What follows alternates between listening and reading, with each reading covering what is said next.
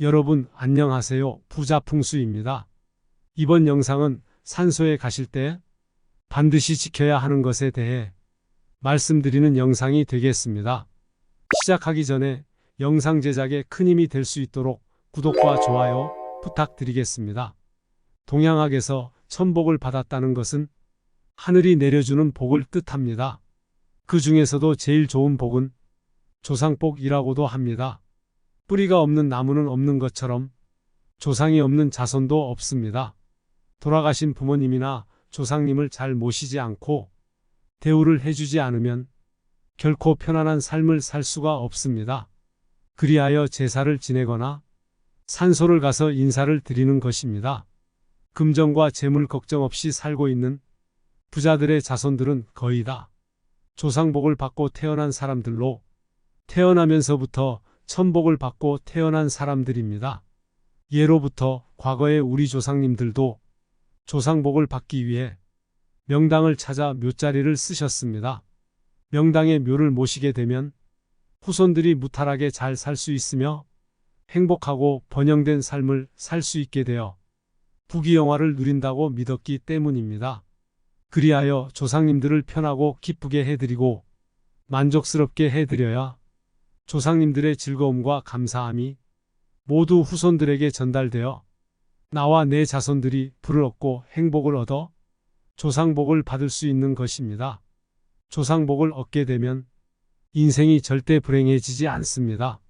추석이나 설날이 되기 전에는 벌초를 하기 위하여 산소를 방문하는 경우가 많습니다. 그럼 산소에 갈 때 반드시 지켜야 하는 3가지에 대해 말씀드리겠습니다. 첫 번째, 절하기. 성묘를 가면 무조건 해야 하는 것은 조상님들에게 절을 하는 것입니다. 올 한 해 돌봐주셔서 감사합니다. 고맙습니다. 라고 마음속으로라도 감사의 인사를 꼭 해야 합니다. 지금보다 더욱더 큰 불행이 생기지 않도록 부모님과 조상님들께서 돌봐주시고 지켜주셔서 감사하다는 마음을 가지고 있어야 자손들을 더 위해 주시고 더욱더 돌봐주셔서 조상복을 받을 수 있는 것입니다. 부모님에게 감사하는 마음을 가지지 않는 사람이 잘 사는 경우는 없습니다. 감사의 인사는 반드시 해야 합니다. 묘지나 납골당에 가셔서 가볍게 목례만 하고 오는 경우가 있습니다. 이렇게 목례만 하는 경우는 그 묘의 주인이 나보다 학렬이 낮은 경우나 동등한 경우에는 목례를 해도 됩니다. 그러나 부모님, 할아버지, 할머니의 산소의 경우에는 반드시 절은 꼭 해야 합니다. 그동안 잘 지내셨는지, 불편함은 없으셨는지 마음속으로라도 여쭤보면서 절을 해야 하는 것입니다. 산소는 부모님과 조상님들의 평생의 집이나 마찬가지입니다. 어른들 집에 방문을 하면서 인사를 드리지 않는 것은 불효나 마찬가지입니다. 산소에 가시면 반드시 조상님들께 절을 2번을 해야 하는 것입니다. 그래야 자손들의 예쁘고 기특한 마음을 알아주시고 자손들이 잘 될 수 있도록 도와주실 겁니다. 2번째, 음식. 조상님을 찾아뵈러 산소에 갈 때에는 절대 빈손으로 가지 않아야 합니다.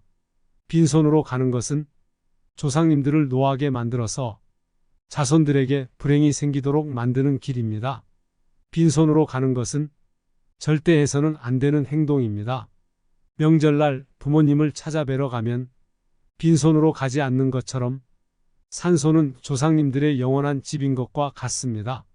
어른들을 찾아뵈러 갈 때에 아무것도 준비를 안 해가고 빈손으로 가면 절대 안 되는 것입니다. 반드시 술 한 병이라도 또는 과일 1개, 꽃 한 송이라도 반드시 들고 가셔서 대접해 드리고 와야 합니다. 살아생전에 부모님이 가장 좋아하시던 음식을 마음과 정성을 다해 대접해 드리는 것이 좋습니다. 단, 복숭아나 매운 것, 마늘, 고춧가루가 들어간 음식은 반드시 피해야 합니다. 또한 핵과일은 반드시 있어야 합니다. 가장 예쁘고 신선하며 상태가 좋은 핵과일을 대접하면 좋습니다. 개수는 1개, 3개, 5개 등 홀수로 준비를 해야 좋습니다. 여유가 없다면 한 종류로 1개만 준비해도 됩니다. 음식을 여유있고 푸짐하게 준비하는 것보다는 약간 부족한 듯 준비하는 것이 좋습니다. 성묘 음식은 약간 부족한 듯 해야 합니다. 음식을 많이 준비하지 않아야 조상복을 더욱더 쉽게 받을 수 있습니다. 정성은 다해서 준비를 해야 하지만 약간 부족하게 준비를 해야 부모님이나 조상님은 자손의 힘듦을 알게 되고 자손들을 위해 무엇인가를 도와주려고 할 것입니다. 우는 아이에게 젖을 주는 것처럼 조상님께 나의 힘듦과 금전의 부족함을 간접적으로 알리는 방법입니다. 조상복을 받지 못하는 대부분의 사람들은 과욕을 부려서 음식을 많이 준비합니다. 이러면 조상님들은 풍족하게 잘 사는 줄 알고 편하게 생각을 하여 자손들을 여유롭게 도와주지 않게 됩니다. 하지만 음식을 부족하게 대접하면 자손들이 힘들다는 것으로 생각하여 도와주려고 하십니다. 그러니 제사나 성묘를 할 때에는 음식을 부족한 듯 차리시는 것이 좋습니다. 또한 성묘 후에는 음식을 집으로 다시 가져오지 않아야 합니다. 적당한 양을 준비를 하여 조상님께 대접해 드리고 음식을 다시 우리 집으로 가져오지 않도록 해야 합니다. 남은 음식은 집 밖에서 버리고 와야 탈이 없게 됩니다. 세 번째, 꽃. 성묘를 할 때에는 꽃을 가지고 가야 좋습니다. 성묘에 꽃을 가지고 가는 것은 사랑의 징표입니다. 대부분 공원묘지나 납골묘를 사용하기에 꽃을 많이 대접해 드리고 있습니다. 자연이라는 것은 꽃과 나무, 산새들입니다. 이런 것들이 있어야 안정이 생기고 평안이 생기게 됩니다. 돌아가신 분들에게 안정과 행복을 주고 그 평안함이 모두 자손들에게 전달이 되는 것은 풍수에서 말하는 동기가뭄의 원리입니다. 그렇기에 산소에 꽃이 시들거나 퇴색되는 것은 매우 좋지 않습니다. 항상 새 것으로 교체를 해주어야 합니다. 그래야 자손들이 잘 살게 됩니다. 풍수가들은 무덤가에 꽃이 예쁘게 피어 있는 모습을 보면 그 후손들은 반드시 성공하고 잘 살겠다라는 것을 알 수 있습니다. 산소에 예쁜 꽃이 많이 피어 있으면 그 후손들은 부귀영화를 이루어 잘 살게 됩니다. 그리하여 지저분한 잡초나 우거진 나무와 시들어 있는 식물을 제거하기 위해 벌초를 하는 것입니다. 항상 공원묘지나 납골묘를 갈 때에는 새로운 꽃을 사가지고 가셔서 새롭게 갈아드려야 후손들이 복을 많이 받을 수 있습니다. 이렇게 산소에 갈 때 반드시 지켜야 하는 세 가지에 대해 알아보았습니다. 구독과 좋아요 눌러주시면 더욱더 많은 복을 받으실 것입니다.